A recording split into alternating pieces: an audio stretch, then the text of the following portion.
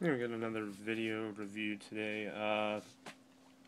Earlier I did the lightweight helmet from the Marine Corps. This time I'm doing one on a sidearm used by the Marine Corps, although this is not the current Marine Corps issue.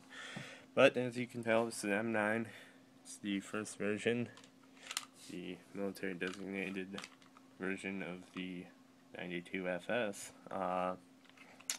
Picked this up the other day in a trade. I got rid of that beautiful M93r, which I wasn't too sad about because though it was a really nice handgun, I couldn't use it in any of my loadouts anyways, except for I was thinking maybe like a guerrilla warfighter loadout, but I changed my mind because I need one for my Marine Corps loadout. So this is going to do for now.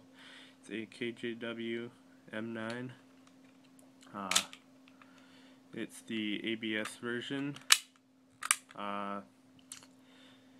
The plastic on it is not too horrible, but I definitely like a metal body because it's definitely not heavy enough for me. So without the mag, it's literally feels like an extension of my hand. It's weighs like nothing. I'm trying to think. What was I going to say? Oh, in case you were wondering what I was talking about, the Marine Corps version as the rail that's M9A1 is what they currently issue. This is just regular. It doesn't have that rail. Other than that, it's about the same. There's some minor differences to the grip as far as I've seen, and I believe the M9A1s are issued with, I don't know actually. I'm going to say they're issued with non-phosphite coated magazines, but don't quote me on that because I know they issue them with different magazines than what they used to. Because the old magazines had phosphite coating on the inside, and when the sand would get inside them, it would dig into the phosphite coating and cause the followers to jam and stuff. So,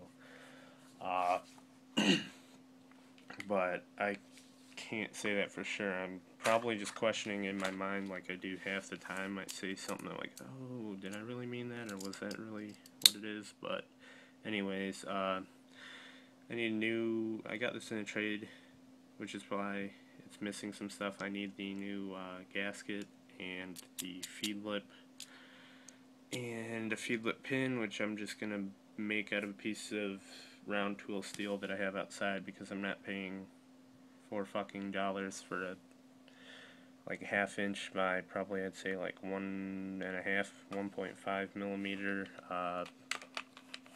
by half inch little pin. So I can make 10 of them for that price. But anyways, magazine spring's really solid. You don't really have to worry about letting go and having the follower crack off like on 1911s, because if you can tell, it's really quite a thick piece there, so you don't have to worry about that problem. The bottom, KJ works. The valve, obviously, and there's the valve on the back. The other thing I'm missing is a safety on this side, and I need a new what's it called, retention spring for the safety that keeps it locking in place. But anyways, on to the more in-depth review. It feels nice. A lot of people think they're too big. I think they're a perfect size, actually. There's nothing wrong with a smaller gun like a Glock, but there's definitely nothing wrong with a gun this size. It's a full-size service pistol. I guess metal spring guide, metal. Pretty much all the controls are metal except for the mag release, which is ambidextrous. You take off the grips and you can take the safety out, mag catch out, and flip it over, and the magazines are notched on both sides, so you can change it. I've done it just to see how well it worked, and it works perfect. So I'm right-handed. I'm not going to change it. Lefties can change it for themselves. Another thing you might notice is the notorious broken trigger spring.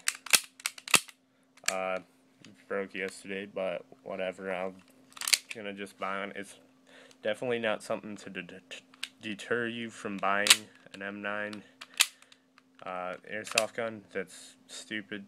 It's a spring and it's easy to change. So if you want an M9 or you need an M9 for a loadout, don't let the people scare you about trigger springs, because yeah, they break common because of the double action, puts more stress on it. But don't, if you want an M9, buy an M9. Don't be like, oh, I want an M9, but the trigger springs break easily. You can replace those in 5 minutes. It's easier than working on a gearbox. Like, you can work on like V2 gearboxes and V3 gearboxes are probably like the easiest, or at least the most simple of all gearboxes. This is like 10 times as easy as working on a V2 or V3 gearbox. Like, no joke. But anyways, disassembly, press I guess I'll show you guys that. The button right there, you're going to press that, and on this side you're going to throw that lever down and it just slides right apart. Got recoil, spring, assembly, the barrel, Volvic nozzle. I was a little worried about doing this trade because I wasn't sure how easy it would be to install a metal body kit, but I've taken this gun completely apart. Like, every spring and little like screw has been apart and out of this gun, and I put it back together so it's really easy.